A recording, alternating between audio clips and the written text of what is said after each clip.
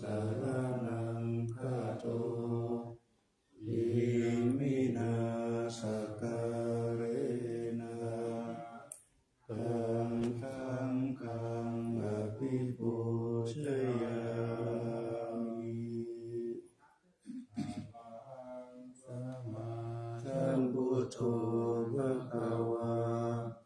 พุทธังภะคะวันตังอภิวาเท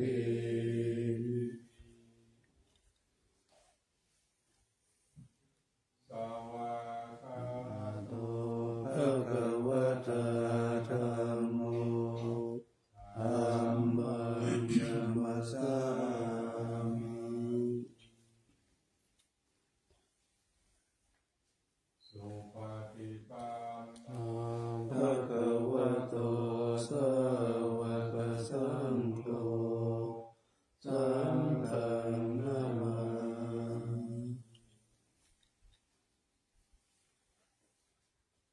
ทานามายาพุทธัสสะภะคะวะโตภุพพะทานามากาลังกะโลมาสีนะโมตัสสะภะคะวะโตอะระหะโตสัมมาสัมพุทธัสสะนะโมตัสสะภะคะวะโตอะระหะโตสัมมาสัมพุทธัสสะนะโมตัสสะภะคะวะโตอะระหะโตสัมมาสัมพุทธัสสะธัมมังยังพุทธาภิกขุติกะโลมาสีโยโสตัสสะภะคะโตอะระหังสัมมาสัมพุทโธวิชาจารณะสัมปันโนสุขโตโลกวิทูอนุตตโรปุริสธรรมสารติจัตถาเทวมนุสานังพุทโธภควาโยอิมังโลกังสัทเทวกังสัมมาระกังสัพพมะกังสัสสะมะพระมณิงปัจจังสัทเทวมนุสังกายังอภิญญาสัสสิกัตตวะภเวเทสิโยธัมมังเตเสสิอาทิกัลยานังมัจเจกัลยานังปริโยสนะกัลยานังสัทธังสัพพยัญชนะเกวะละปาริปุณังปาริสุทธังธัมมัจจาริยังปักขเสสิธัมมังภะคะวันตังอภิปูชยามิธัมมังภะคะวันตังติรสานามา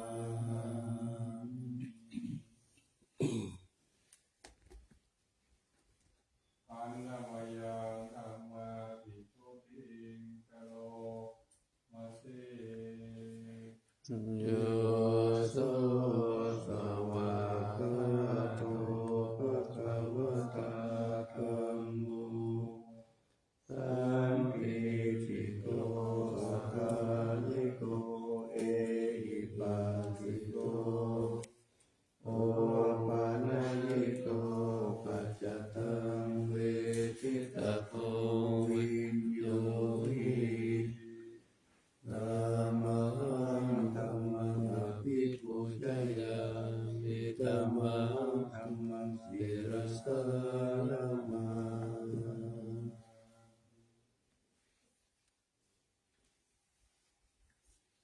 ธัมมังยังสังฆาภิกขุติกะโลมาสีโยโสสุปฏิปันโนภะคะวะโตสาวกสังโฆโอจุปฏิปันโนภะคะวะโตสาวกสังโฆ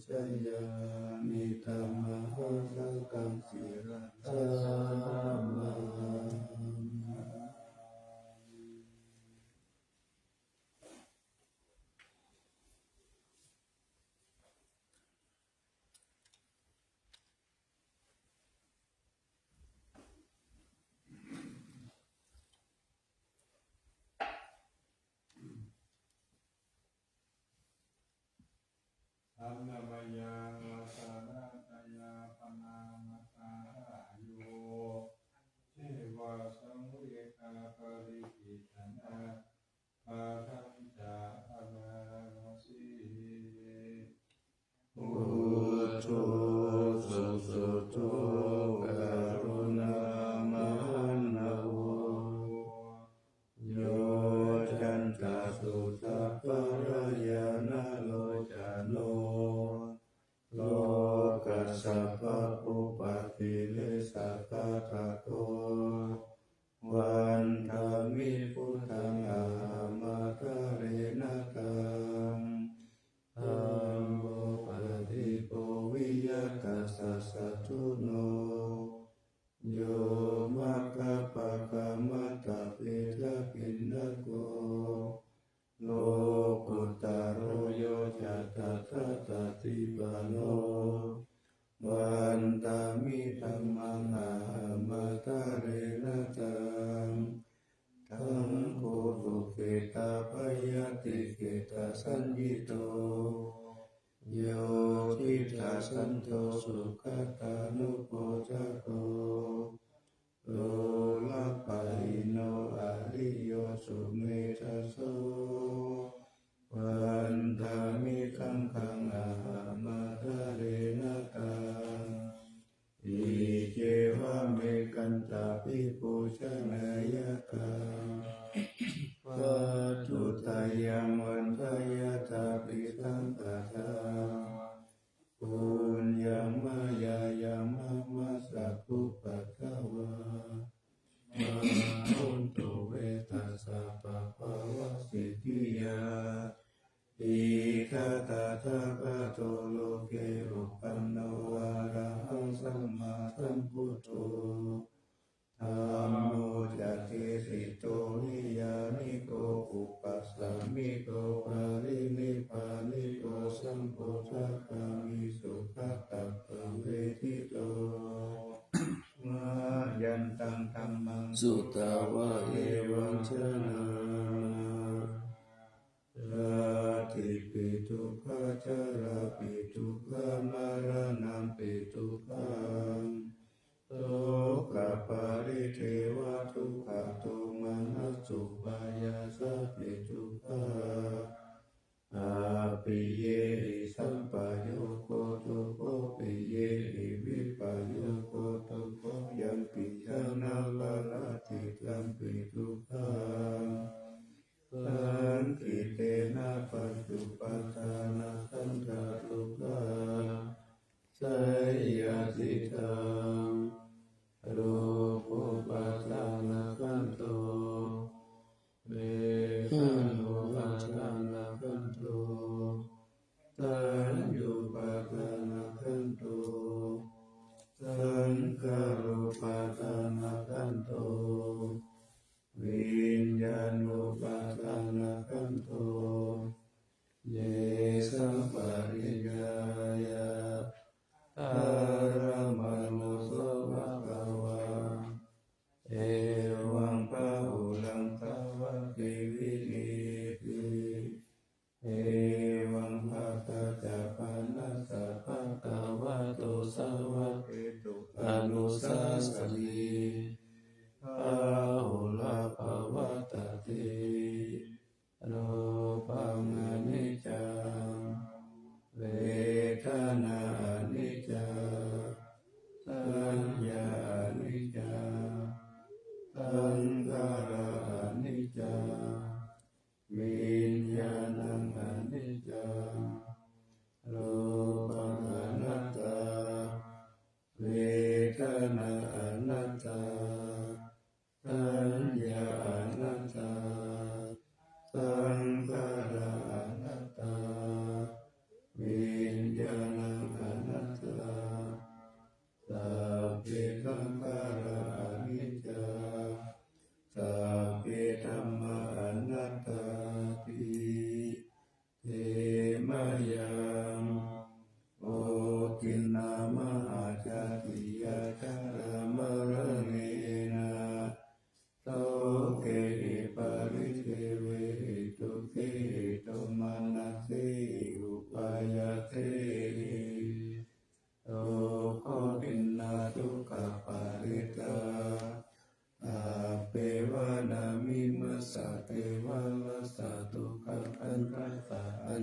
กิริยาปัญญาเยธาติทีระปารินิพุตังปิตังภะคะวันตังอุทิสาอะระหันตังสัมมาสัมพุทธังสัทธาอาคาระสัมมาอนาคาริยังปัปปะจิตาอาจามิภะคะวันติพระมัจจาริยังจาราเอกุณังสิกขาปฏิวัตสัมมาปันนาตัมโนพระมัจจาริยังอิมัสสะเทวะมัสสะทุกขคันทัสสะอันตกิริยายาสังวัตตุติ อันเดมยาอังคณิกาปัจเวคนาอาทังมะเนมะสี อาทิสังขโยนิโสติวารังปฏิเสวามิยาวะเทวสิตัสสะปฏิกาตายาปุณหัสสะปฏิกาตายาดังสัมมากัสสะวะตาตาปัสสิลิงสัพพะสัมปัสสะนังปฏิกาตายายาวะเทวะริริโกปินะปฏิสัทธานาคังปฏิสังขโยนิโสปินกปะตังปฏิเสวามิเนวะตวายานามัตตายานามันตานายานาวิปุสานายายาวะเทวะหิมัสสะกายาสัตติยายาปานายาวิหิงสุปาราติยาพระมัจจาริยานุกหายาเอติปุรานันจเวทานังปะเดหังคามินาวันจเวทานานาอุปาเทสามิยาตาราจามิภาวิสติอานาวัจตาจาปะตุวิหารจาติอาดิสังขโยนิโสเทนะตานังปฏิเสวามิยาวะเทวสิตัสสะปฏิกาตายาปุณหัสสะปฏิกาตายาดังสัมมากัสสะวะตาตาปัสสิลิตาปัสสัมปัสสะนังปฏิกาตายายาวะเทวะอุตุปาริสายาวิโนทานังปฏิสัมลานารัมมัตตังอาดิสังขโยนิโสกิลานะปัจจยาเปสัจจปาริคารุปาริเสวามิยาวะเทวะอุปนานังวยาปาติกานังเวทนานังปฏิกาตายาอาปายาปัญจปาระมัตตายาติ อัมเดมยังปฏิกานาคาทายุโวปนะมะสี ยาติวาตาสันติวิหารวาสินีทุเปกะเรปุติกะเรตาหิงตาหิงตาธรรมตาเนนะภวันตุปุจิตาโตติงการุณเตทวิหารมันตะเรเทระจามัจจานวกาจภิกขโวสรามิกาตังอปาติโอปัสสกากามาจติสนิกามาจอิสระสัมปนาปุตตสุขิตาภวันตุเตจาลาปุจเยปิจาอันตสัมภวาสังสิทาจตาอัตโวปะปะติกานิยานิกันธัมมวารังปะนิจจเตสัพเพปิทุกขัสสะการุณตุสังขยังตาตุจิรังสัตตังธัมโมธัมมาทาราจะปุคลาสังโฆหนตุสัมมาโควา ปัทายะจะหิตายะจะอัมเมระคันตุสัทธัมโมสัพเพเปธัมมจาริโนพุทธิสัมปะปุณยามะอัมเมอริยปวิติเตปัสสนาหุตุสัพเพปิปานิโนพุทธัสสะเนสัมมาทารังภเวสันโตกาเลเทโวภวสัตตุวุฒิภาวายะสัตตานังสามิธรรมเมตุเมตติมาตาปิตาจะอัตตานิจังรักขันติปุตตะคังเอ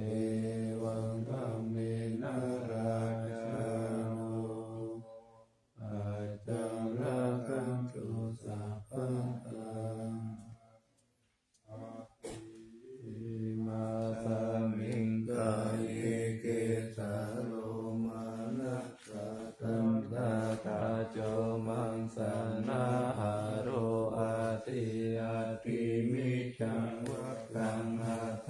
ยังยัตถานังกิโลมัสสังเกหากังปัปปะสังหันตังอันตาคุนังโอทาริยังทาริสังปิตังสิมหังปุปุโลเหตังเขโตเมโสอะโสวะสัพเพโลสิงคานิกาลัสสิกาโมตังวัตตะเกวัตตะลุงกันติทาวติสักการังอายังอัตตะปะโวอะนิจจังทุกขังอนัตตาอาสุจิอาสุปังหิมังกัมมัตตานังปุนาภโวติอาจิรังวัฏายังยายโยปัตตาวินาทิจิจเตจุโตอาเปตาวิญญาโนนิรัตตังวะกาลิงกาลังปัทาวิกาตุโพธาโตเตโชตาโตวายโยตาโตรูปะขันโตเวทนาขันโตสัญญาขันโตสังขารังขันโตวิญญาณขันโตปัญจขันธาอาชาตาปะหิตาสังขารานิจจโตปะอานาตาวิปาริณามะธัมมานิจจวัตสังขาราอุปัฏฐวายธรรมิโนอุปจิตวะเนโรจันเตเตสัมโภปะสัมโมโสโภนามะรูปังอนิจจังกายเทนะสังวัตานิปานังนามารูปังเอปังพายาเตนะสุขังวัตานิปานังนามารูปังอานาตาอาสารกะเทนะสารังวัตานิปานังนามารูปังอานิจจังนามารูปังทุกขังนามารูปังอนัตตานิจังวัตานิปานังวัตานิปานังสารังวัตานิปานังนิปานังปรมังสุขังอนันตอานาปานาสติอิทานันตปิโกอารัญญคาโตวารุมูลคาโตวาสุญาคาราคาโตวานิสิตาเตปะลังตังอภูชิตวาโอชุงกายังปานิตายะปาริมุขังสติงโกภาเปตวาโสสะโตวาอาสัสสะติสะโตวัสสะสะเทติกังวาอาสัสสันโตติกังอัตตะกามิติปัสสนาติติกังวาปัสสะสันโตติกังปัสสะสามิติปัจจานาติรัสสังวาอาสัสสันโตรัสสังอาสัสสามิติปัจจานาติรัสสังวาปัสสะสันโตรัสสังปัสสะสามิติปัจจานาติตาภากายปฏิสังเวทิอังสัสสิสามิติสิกาติสาภากายปฏิสังเวทิปัสสะสิสามิติสิกาติปัตตัมภยังกายสังขา รังอาสาสิสามิติสิกขาติปัสสัมภายังกายสังขารังปัสสติสามิติสิกขาติปิติปาติสังเวทิอัสสะเสสามิติสิกขาติปิติปาติสังเวทิปัสสะสิสามิติสิกขาติสุขาปาติสังเวทิอัสสะสิสามิติสิกขาติสุขาปาติสังเวทิปัสสะสิสามิติสิกขาติจิตตสังขารปาติสังเวทิอัสสะสิสามิติสิกขาติจิตตสังขารปาติสังเวทิปัสสะสิสามิติสิกขาติปัสสัมภายังจิตตสังขารังอัสสะสิสามิติสิกขาติปัสสัมภายังจิตตสังขารังปัสสะสิสามิติสิกขาติจิตตปาติสังเวทิอัสสะสิสามิติสิกขาติจิตตปาติสังเวทิปัสสะสิสามิติสิกขาติอาภิปัมโมทายังจิตตังอัสสะสิสามิติสิกขาติอาภิปัมโมทายังจิตตังปัสสะสิสามิติสิกขาติสัมมาทาหังจิตตังอัสสะสิสามิติสิกขาติสัมมาทาหังจิตตังอัสสะสิสามิติสิกขาติวิโมจายังจิตตังอัสสะสิสามิติสิกขาติวิโมจายังจิตตังปัสสะสิสามิติสิกขาติอานิจจานุปัสสิอัสสะสิสามิติสิกขาติอานิจจานุปัสสิปัสสะสิสามิติสิกขาติวิราคานุปัสสิอัสสะสิสามิติสิกขาติวิราคานุปัสสิปัสสะสิสามิติสิกขาตินิโรธานุปัสสิอัสสะสิสามิติสิกขาตินิโรธานุปัสสิปัสสะสิสามิติสิกขาติปันตินิสักขานุปัสสิอัสสะสิสามิติสิกขาติปันตินิสักขานุปัสสิปัสสะสิสามิติสิกขาติอายังอุจจตานันทาอานาปานาสติสเตเมตตาจะอาสุปัมมารานัสสติทิฏฐิมาจตุรารักขาภิกขุภาวายะศีลวะอนันตวิตาระคุณังคุณาตุนุสรังมุนิภาวายะพุทธิมาภิกขุพุทธานุสติมาทิโตสวาสานิกิเลเสโสเอโกสัพเพนิคาปิยะอาหุสุสุสะสันตานุปุชานัญจสัตตาระโหสัพพะคะละภะเกธัมเมสัพเพสัมมาสยังมุนิสัพพะคะเลนะปุจิตวะเอโกสัพพะยุตังกะโตวิปัสสนาภิวิจายิติลาภิจารเนหิจัสสุสัมมิเตหิสัมปันโนภะคะนาภินายะโกสัมมาคะโตสุปันตานังอะโมฆาวาจาโนจัสโสติวิตัสสะปิโรกัสสะยะตานิราวะเสสะโตอเนเกเหกุโนเกหิสัพพะสันตุตโมอาโหอะเมเกหิโอภาเยหินาราตเมตเมหิจาเอโกสัพพะสัลโลกัสสะสัพพะอัตตานุสัสสะโกภะคะยะอิสาริยะทินังคุณานังปารโมนิธิปัญญาคัสสะสัพพะธัมเมสุการุณาสัพพะสันตุสุอัตตตานังปาทัฏฐานังสัจจิกาคุณาสิทธิกาทายายะภลมิทิตวาปัญญายตานามุตตาริอุตตาริสัพพะธัมเมสุทายายัญเยจาอุทาริทิสัมมาโนปิตาวะสารุปากายโยอาจินตายโยอาสารานายายัญเยธัมมกายเยกาตาวะกาติพุทธานุสติภาวนาอัตตุปมายะสัพเพสังสัตตานังสุขากามตังปัสสิตวะกามโตเมตังสัพพะสันเตสุภาวะเยทุกิภาวะยันติทุโกอาหังนิจังอาหังมิยะหิตาจะเมสุขิหนตุมัจจตาจัตตาเวริ โนอิมังมิกามะเฟตัมมิสัตตาหนตุสุขิสัตตาตาโตภารัญจารสิสุจักขวาริสุจันตุโนสัมมันตาภะคะวาเรตุสัจจานันเตสุปานิโนสุขิโยอุปะลาภุตตาอัตตาภวะกตาทิยุงตถาอิติภูมาเทวะอาริยานาริยาปิจเทวานาราอัปปายตาทัสสะวิสาสุจติเวตานุส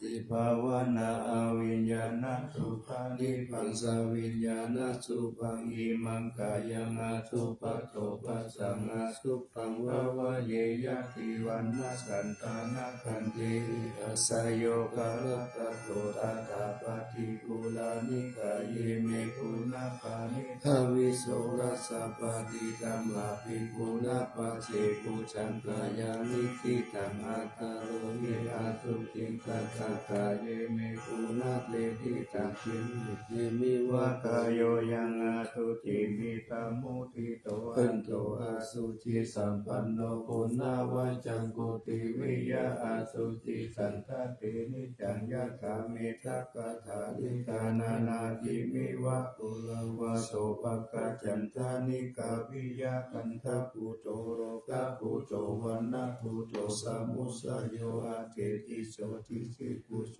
ปะปินาคุณาภุปะโมทิอาสุปานุสติภาวนาภาวตาทิปัตุยายาตายุสันตเตยะกายัปารุปามายะสัมปัตตังภาวะเยมารณสติมหาสัมปติสัมปัตตายะตาสัตตามตาอิกาตตาตามาริสามิมารานังอมเหสติโอปติยาสเหเวทังมารานังอากาตังสัทธามารานาตายะโอทัสสังวาตาภวิยะอิสติอิสกังอานิวัตตังจันสัตตะสังฆมนุสตังชีวิตังอุตยายะอัตถังสุริโยวิยะตาวติวิชุระอุลาโอสาวาราราชิปาริกายังกัลโกวาริปุตตัสสะสัพพะตาเปอาวาริโยสุญญาสันตานามุยิกิตุเตเจนะท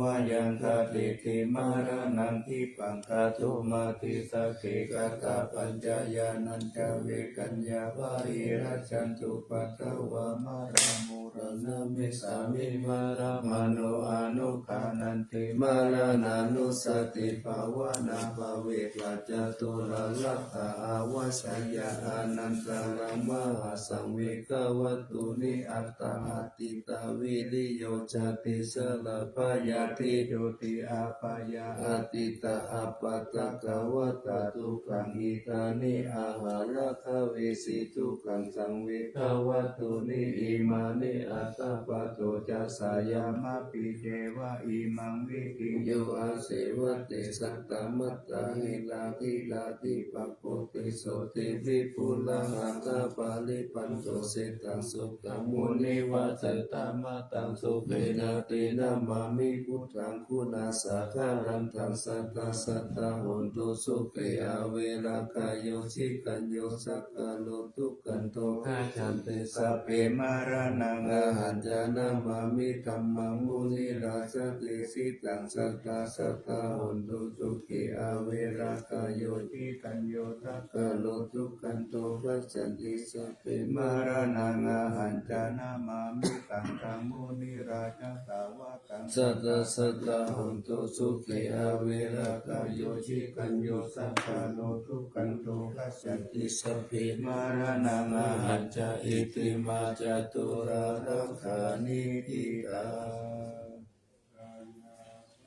นาคาตาพุทธาเจตวามารังสวาหานังจตุสัจจมัตตาลสังเยปิวิงสุนาราสัพพะตันห นังกาลาทะโยพุตตะอัตตวิตตินายกาสัพพิปฏิทิตามัยหังมัตตะเกเตมุนิสาราสิสิปฏิทิโตมัยหังพุทโธธัมโมทาวิโลจานุสังโฆปฏิทิโตมัยหังปุเรสัพพคุณากาโลหัตถเยเมอานุรุตโตสาลิพุทโธจัตตังกิเนโกนทัญโยติสิปะคะตามิโมคลาโนจาวามะเกตักกิเนสาวะเนมัยหังอาสุมานันทาลาหุลากัสสะโพจามหานาโมอุปาสุงวามะโสตะกิเกตันติปิสิปะคะสามิงสุริโยวะปะปังกาโรนิสินโนติริตัมปันโนโสภิโตโพธิปุงคะโวกุมารกัสสะโพเทโรมาหิจิจิตวะทะโกโสมัยหังวะทะเนนิจังปฏิตาสิโพนาคาโลปุณโนอังคุลิมาโลจาโอปาหินันทสิวะเดอิเมปัญจมหาเทระนาลเตเตระกามะมะเสสะสิติมหาเทระทิตาวันตาสิโนรัสสะสะลันตาสีลาเตเสนะอังคมังเกตุสันจิตารัตานังปุระโตอาสิทักขิเนเมตตาสุตตะกันตัสสะกัมปัสสะโตอาสิวะเมอังคุลิมานะกังคันทังโมละปาลิตัญจอาตานาติยสุตตะกังอาตเจตันตนังอาทิเสสะปะการะสันติตาสินานังปาราสัมยุเตธัมมะปะการะลังคเทวะตโตเมตัญกิเจนะสัมมาสัมพุทธปัญจเรวะตาปิตาปิตาจัตตาปะหิรัสติปัทถวะอาเสสาวินัยยังยันตุอานันตคุณเทสะสาสินาปัญจลัมมัสสมิวิหารันตังมหิทาเลสัตตะปะเลโตมัสสะเปเตมหาปุริทัสสะปะอิเทวะเมกะโตระโกสุระโกพุทธานุภาเวนะชิตุปัทถโวธัมมานุภาเวนะชิตาริตันโทสังฆานุภาเวนะชิตันตารายโยจารามิธัมมานุภาวะปาลิตุติสยปัญจละปันนารัตถกัตถานิทิตาอินทจัตตาเทวจัตตาพรหมจัตตามหาพรหมจัตตาอิสิจัตตามหาอิสิจัตตามุนิจัตตามหามุนิจัตตาปุริสัสจัตตามหาปุริสัสจัตตาจักรวัติจัตตามหาจักรวัติจัตตาพุทธจัตตาปัจเจกพุทธจัตตาอะระหันตจัตตาสัพพสิทธิวิชาตารานังจัตตาสัพพะโลกาจาริยานังจัตตาสัพพะโลกาอิปติยานังจัตตาเอเตนะสัจจวัชเชนะโดยหังโสวัตเตโหตุโดยหังสาวายานะโมพุทธัสสะนะโมธัมมัสสะนะโมสังฆัสสะสยะติทังหูรูหูรูสาวายานัตตวิชโยธัมโมโลเกอนุตตโรสัพพสันตาอิทัตตายะตังกวังกันดาอิเทวะเทปริวะเจรัสสะตัมเบอามานุเสหิปวะเขปายะเกนะเขวิเศษปุเตอาการะมารเนนะวะสัพพสัมมามารนามุตโตตะเตตวะกาลมะริตังคเทวะอนุภาเวนะหุนตุเตโวสุปิสัตตาพุทธสีลังธรรมกายะธัมมังสุจาริตังจาริตเทวะอนุภาเวนะหุนตุเตโวสุปิสัตตาทิตังจิเกตังโพจังคารานังวาจานังคารุปาเรตังเทสานังตุตวะตัสสะอายุปวัตตสิสักกัตวะพุทธรัตตานังโมตัสตังพุทธมังวารังหิตังเทวมนุสานังพุทธเตเสนะโสตินานัสสันตุเวทวาสเปรุขาวุปัสสมินตุเตตักขัตวะธัมมารัตตานังโมตัสตังพุทธมังวารังปาริรามุปัสสมานังธัมมเตเสนะโสตินานัส สันตุปัสสาวาสัพเพปยาอุปาสัมเวตุเตตักขะตัวตังกรัตตานังโอสตังอุตตมังวารานาหุดายังปาหุดายังตังคะเปเสนาโสทินานัสสันตุปัสสาวาสัพเพโรกาอุปาสัมเวตุเตเตทัสสังเทวามนุสานังกักุปังปิติตังรัสสังอัมปิรังวารานันเจวะสัพพะปะยาติปินะสันตุเอกตาวิเยตัตุปัญจตัสสะตินันจตายาวัตถุกาวินาสันตุสีวิตานังฆาตันตุเตสีวิตานังฆาตันตัสสะอายุวันนังสุขังภลังชีวิตานานุภาเวนะหันตุเทโวสุขิตัสสะชีวิตานังจโยตัตวะโอสัตตังอุตตมังวารังสารีรังทุกขังนาเสติเปชะจังตานังมุตตมังตัสสะมาตาเรยะกัลลายานังวิจายะสัมปารายานังปุญญานิปารโลกัสสมิงปาติสาหุติปานินาหิมินาสีวิธาเนนะตัมหากังเกมปาวิสติสิกายุกัสสะตาหุนตุสุติตาหุนตุตาปาทายโยโสชาตาติตักขันจังสีลาวันเตสุตาทิสุนานาตานังวารังกัตวชีวิตานัมมหาภาลังเอวามะหิทิกาเอสายาติตัมปุญญาสัมปทาตัสสมาธิราปัสสังสันเตปันเกตากาตังปุญญาตันเตอติอุนาสาวิชโยนิติโตอาตามาอิเนมิตาสาวุตันตังตรีเมฆาลังอุทิตาโคราสะเสนามารังตานาทิตามาวิธินาทิตาวามุนินโตตันเตกัสสะภาวันตุเตชยมังคาลานิมาราติเรกามาปิโยจิตาสัพพะระติงโกรังปานาราวัตตมะกามัตถัลลายะตังกันติโตตันตาวิธินาชิตาวามุนินโตตันเตชัสสะภะวันตุเตชยมังคาลานินาราติริงกาจาวาลังอติมาตาปุตังภาวะเกจักรรมสานิวาสุตารุนันตังเอตัมปุเสกาวิธินาชิตาวามุนินโตตันเตชัสสะภะวันตุเตชยมังคาลานิอุคิตาตากรรมติอัตตสุตารุนันตังภะวันติโยจนะปะตังปุริมาลาวันตังอิติปิกังกตามโนจิตาวามุนินโตตันเตชัสสะภะวันตุเตชยมังคาลานิกัตวนาคาตามุตตะรังอิวัตถปินิยาตัญจายะโตตาวาจานังชนากายะมัจเจตันเตนะโสมังวิธินาทิตาวามุนินโตตันเตชัสสะภะวันตุเตชยมังคาลานิสัจจังวิหายามันเตสัจจกาวาทะเจตุงวาทะพิโย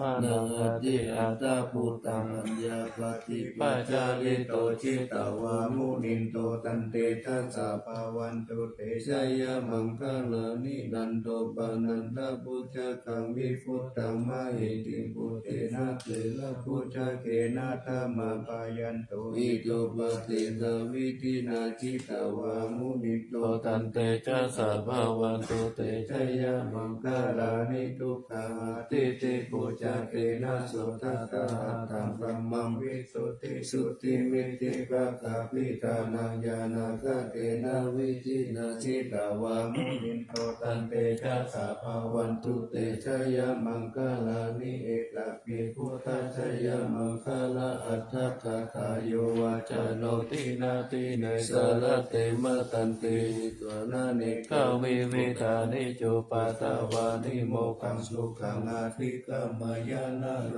สัมปัญโยมหาการุณิโกนาโตอิกายสัพพะปะรินังปุเรนตวาปารามิสัพพะปะโตสัมปุติมุตตะมังเอเตนะสัจจวัจเจนะหุนตุเตชยมังคลังชยันโตโพธิยาโมเลสักกายานังนันติวัตโนเอวังตาวังวิจโยโหวิจยาสุชยามังคเรอาปาราชิตาปาลังเกสิเสปะท วิโภคาเลอภิเสเกสัมปะพุทธานัง นาคาปัตโต โตปะโมทะเตสุนาคตังสุมังคลังสุปปะตังสุโหติตังสุขาโนสุมุหุโตจัตโตยิตังพรหมจาริโสปะทะขีนังกายกัมมังวาจากัมมังปะทะขีนังปะทะขีนังมโนกัมมังปานิติเตปะทะขีนาปะทะขีนานิกัตวานาลาบันตันติปะทะขีเน เทวานิกายาสัพเพนานันทวันนิโนนามันวะเยนะอาคันจุงเยจันเยสติสัสสะภะวุตาจติมาคิลังโลกาตินามานาสาวังทะเกโมคาตารังนาคันจันตวะอาสิตาติตังสุบรมมาปารามาโตจะพุทธาอิติมัตโตสาหัสานังกุมารโรเตโสจะโสปะคัสสมิติงวานังสาหัสะพระมโลกานังมหาพรหมวิจิกาเตโอปะปันโนจุติมัตโตปิสามาคายโยยัสสะสิโสทัสสิสาอิสาระภูปัจเจกาวาสาวะปิโนเตสัจจมัจจโตอาคาหาริโตปาริวาริโตเตจัสสัพพิอภิกันเตสันเตเตเวสัพพะมะเกมาราเสนาอภิกันมิปัสสะคันธาสัมมาติยังเอตาสัพพันตตาราเคนะปันธมัตโตโหสมันตาปาริวาเรธรรมวุมุจิตาโกจินังวิจิตตมหาเสโนกันนาเสนาเปสายิปานินาตาลมหัจจสารังกัจจวนาเกระวังยะตาภาวุตโกเมโกตานายันโตสาวิโชโกตาตาโสปัจจุตาวะติสังโกโตอัสสยังวัตติสัจจสัพพังอภิญญายาวะวะเกตวะนาจักขุมาตาโตอามันตายิสัตตาสาวะเกสัสสะเนระเตมาราเสนาอภิกัมปะเทวิจานาตาภิกขโวเตจาอัตตาปะมะการุณตุตวะพุทธัสสะสาสนังวิตาราเกหิปะคะโมเมสังโลมาเปหิญาโยสัพเพวิจิตาสังฆมาพยาธิตายัสสะสิโนโมตันเตสาหะโพเตสาวะกะเตสะเนสุตติมหาสมายสุเตจาอัตโตมังคะลตุสะเกสามาจิเตระโหโลวาเทธรรมจักเกปาระภะเวตุวัตสมิติตถะอัปปมายะอนัปปะกะธัมมาปิสามายโยเดตาคนานาโตอสังขโยติปุตานิธรรมคตานิบุมมานิวายานิวะอันตาลิเกตัปปิวะปุตตาสุมานาภวันตุอาโทปิสักขจัสสุนันตุปาสิตังตุปาสิตังกินจิปิโววะเนมุปุญเยสัตุปะทะกานังอาปะปังธัมโมปะเตตังอนุการะกานังตัสสมาหิปุตตานิตัมเมนตุทัพเพเมตังคารตมานุติยาปัจจายปุติสุปะระหังกัตตปฏิกายติวาจารตโตจารันติเยปะลิโจปะการังอภิกังกัมมานาเตโกมนุสาตานุกานุภาวะปุตตาวิปิเสนามาหิติกาจาอธิสัมมาณามนุเสหิอัตตะสัมมาหิเนระกะตาอัปปมัตตายะถาโหมิมาจาราจามหาตาลิอุเนตุริยสันตเปตาริอุทากังเกยตาตาโตกาคาจักขิจาจักกังกังโกลานาเสนาคาปะคายันเตติวาราติมาเชอุปะนิเสติยะเอวันจิเตสาหัตตัสสะ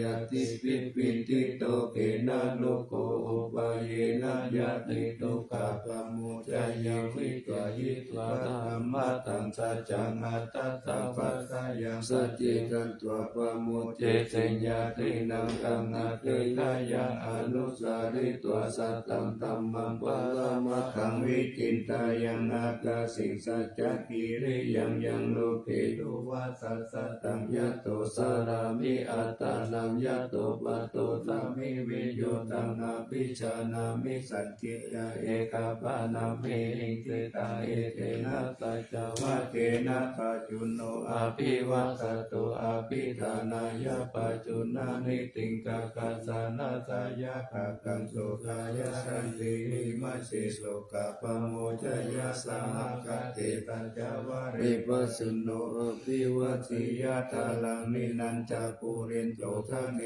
นะอภิวัสสกะเอวะโรปังตัจจวะรังกัตตววิริยมุตตมังวะสะปิสิงมหาเมกังตัจจเตจะปะละสิโตสัจจินะเมสโมนัตถิเอสาเมตัจจปะระมิติ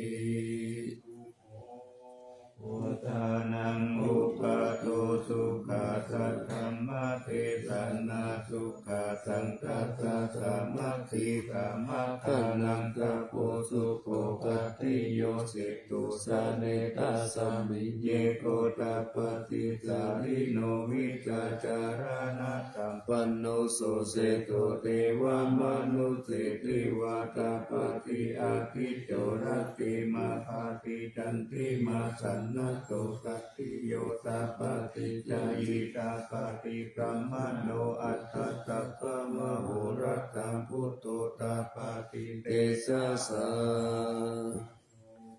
ยะปารามาลาภาสันตุติปาลามันตานังวิสาสะปาลามายาตินิพพานังปารามังสุขัง